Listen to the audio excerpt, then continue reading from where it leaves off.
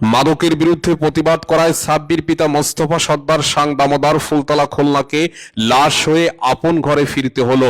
গর্ভধারিণী মা একমাত্র ছেলে হারানোর ব্যথায় পাগল প্রায়। আহাকার, আত্মচিৎকার, চোখের পানিতে সাব্বিরের পরিবারের সদস্যরা বেদনায় বিধুর। চারপাশে নীরবতা আর নিস্তব্ধতা ছেয়ে গেছে। শোকের মিছিলে পরিবারের মধ্যে সাব্বিরকে হারানোর ব্যথায় ব্যথিত সকলেই।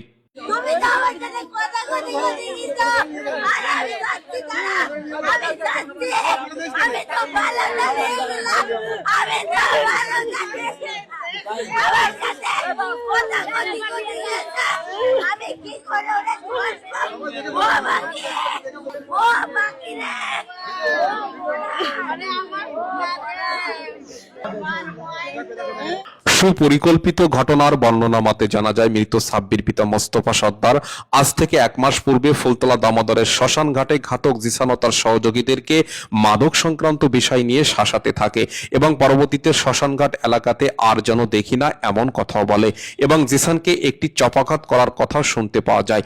যে সূত্র ধরে ঘাতক জিসান মৃত সাব্বিরকে ক্লিন টার্গেটের পরিকল্পনা করে মৃত্যুর 5 দিন পূর্বে সাব্বির ও জিসানের মধ্যে আবারও মাদক সংক্রান্ত বিষয় নিয়ে কথা কাটাকাটি হয়। গত 16/4/2026 দিনগত সন্ধ্যায় দামোদর ভূমি অফিসের রাস্তা ধরে জিসান পিতা মাইন জমাদ্দারের বাড়ির গলিতে সাব্বির সহ নীরব স্বাধীনকে দেখতে পায়। তাৎক্ষণিক সাব্বিরের উপর জিসান, মুজাহিদ, সুফিয়ান বাঁশের লাঠি দিয়ে আক্রমণ করে। এক পর্যায়ে সাব্বির মাটিতে লুটিয়ে পড়ে। আবার ছেলে একজন নিশাকৃত লোকের নেশা করতে বাধা দেয়, এটাই কি আমার ছেলের অপরাধ? এটা আমার প্রশাসনের কাছে দাবি যে একজন নেশাখোর লোক, একজন যদি ভালো লোক তাকে নেশা করতে নিষেধ করে, তাই বলে তাকে কি জীবন দিয়ে দিতে হবে? এইটা কি নিষ্ঠুর কথা? এইটা কোনো বাপের বুক যেন আর খালি না হয়, কোনো মায়ের কোল যেন আর খালি না হয়, এইটাই আমার প্রশাসনের কাছে আকুল আবেদন। পরবর্তীতে ঘাতক সিজানের পিতা মাইন জমাদ্দার ঘটনাস্থলে উপস্থিত হয়ে মৃত সাব্বিরের 2 হাত ধরে রাখে। মাইন জমাদ্দারের ছেলে জিসানের হাতে থাকা ধারালো চাকু দিয়ে সাব্বিরের তলপেট বরাবর স্টেপ করলে সাব্বিরের পেটের নাড়ি কেটে যায় এবং বাহিরে বের হয়ে আসে। প্রাথমিকভাবে স্থানীয় লোকজনের সহযোগিতায় ফুলতলা উপজেলা স্বাস্থ্য কমপ্লেক্সে আনলে কর্তব্যরত চিকিৎসক সাব্বিরের শারীরিক অবস্থা আশঙ্কাজনক দেখে খুলনা মেডিকেল কলেজ হাসপাতালে প্রেরণ করেন। সাব্বিরের স্বজনরা খুলনা মেডিকেল কলেজ হাসপাতালে নেওয়ার পরবর্তী 1 ঘন্টা পরে চিকিৎসাধীন অবস্থায় সাব্বিরের মৃত্যু হয়। এ ঘটনায় মৃত সাব্বিরকে খুলনা মেডিকেল কলেজের ফরেনসিক মর্গ থেকে পোস্টমর্টেম শেষে তার নিজ বাসগৃহে ফুলতলায় আনা হয়। দামোদর প্রাইমারি স্কুল মাঠে জানাজা শেষে ফুলতলা উপজেলা সরকারি গোরস্থানে দাফন করে সাব্বিরকে। এলাকায় 2 লোক এসে ওরা নিষেধ করে এবং আমার ছেলে তাই বাধা দেয়। বাধা দেওয়ার শর্তে 2 লোকের নাম একটু বলবেন? আবার 2 লোকের নাম হচ্ছে, একটা নাম হচ্ছে মাইন, তার ছেলের নাম হচ্ছে সিজান, আর বাবার নাম আছে মাইন। এরা আমার ছেলে যখন ওই পাশে ঘুরতে গেছে কালকে সন্ধ্যার দিকে, তখন আমার ছেলেকে প্রথম ওরা বাঁশ দিয়ে পিটাইছে। বাঁশ দিয়ে পিটানোর পরে যখন আমার ছেলে পড়ে গেছে, তখন ওরা ছুরি আঘাত করে আমার ছেলেকে 2-3 জায়গায় চাকু মারিছে। মারার পরে নাড়ি বেরোয় গেছে। নাড়ি বেরোয় যাওয়ার পরে উক্ত হত্যার ঘটনায় গভীর অনুসন্ধানে জানা যায়, ফুলতলা দামোদর এলাকাতে ভয়ঙ্কর কিশোর গ্যাংদের 2টি গ্রুপ রয়েছে, যারা মাদক, পাবজি গেম সহ বিভিন্ন অসামাজিক কর্মকাণ্ডের সাথে জড়িত। এমন কিশোর গ্যাংদের মধ্যে বিভিন্ন সময় পাবজি গেম বা মাদক সংক্রান্ত বিষয় নিয়ে ঝামেলা চলে আসছিল। মৃত সাব্বির গত বছর এসএসসি পরীক্ষার ক্যান্ডিডেট থাকলেও পরীক্ষা দেওয়া হয়নি।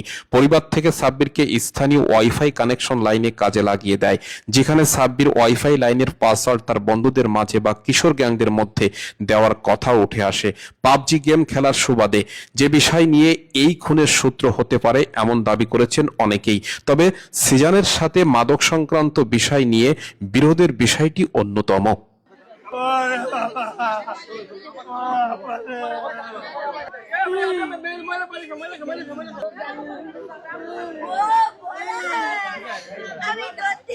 উক্ত ঘটনার সময় মৃত সাব্বিরের সাথে থাকা নীরব পিতা নাসির খান সাংদামোদার, স্বাধীন পিতা ফজলুর সাংদামোদার খুলনা মেডিকেল কলেজের সার্জারি ওয়ার্ডে চিকিৎসাধীন অবস্থায় আছে।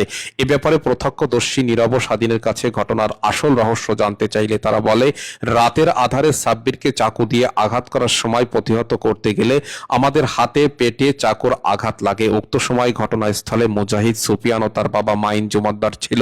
মাইন জুমাদ্দারের সহযোগিতায় তার ছেলে জিসান এলোপাথাড়ি চাকু মারে, যার ফলে সাব্বির প্রাথমিক দৌড় মেরে বাঁচার চেষ্টার পরবর্তীতে অজ্ঞান হয়ে মাটিতে লুটিয়ে পড়ে।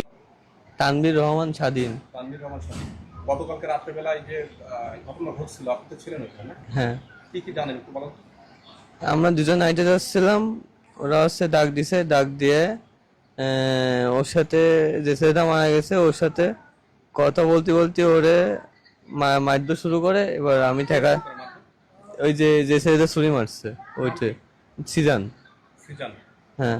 আপনি নীরব না? জি।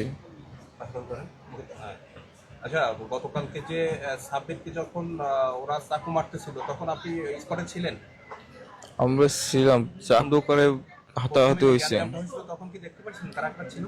জি, কে কে ছিল? প্রথম ছিলাম আমি, ছিলাম আর যে মারছে সিজান সেও ছিল সাথে, আর বাবা ছিল না, আর একটা ফ্রেন্ড ছিল মুজাহিদুর নাম। মুজাহিদ?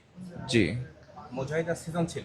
জি। আর আমি ঘটনার পরে ঘাতক জিসানের বাড়িতে খোঁজ খবর নিলে কাউকে পাওয়া যায়নি। ঘরের মেন ফটকে তালাবদ্ধ অবস্থায় পাওয়া গেছে। পাশের প্রতিবেশীদের কাছে খোঁজ খবর নিয়ে জানা যায়, গত রাত থেকে বাড়ির সকলেই কাউকে কিছু না বলে অন্য কোথাও যেয়ে গা ঢাকা দিয়েছে। কালকে রাতে থেকেই হ্যাঁ দেখা যাচ্ছে মা বাবা কেউ বাসায় নাই? না, আপনারা কি হন ওরা? আমাদের এই যে পাশে আমরা প্রতিবেশী? হ্যাঁ প্রতিবেশী। জি। এ ব্যাপারে মৃত সাব্বিরের পিতা মোস্তফা সর্দার বাদী হয়ে ফুলতলা থানাতে একটি হত্যা মামলা দায়ের করেছেন 3 জনকে আসামি করে। আসামিদের মধ্যে এখনো পর্যন্ত কাউকে গ্রেপ্তারের সংবাদ পাওয়া যায়নি, তবে গ্রেপ্তার প্রক্রিয়া চলমান রয়েছে।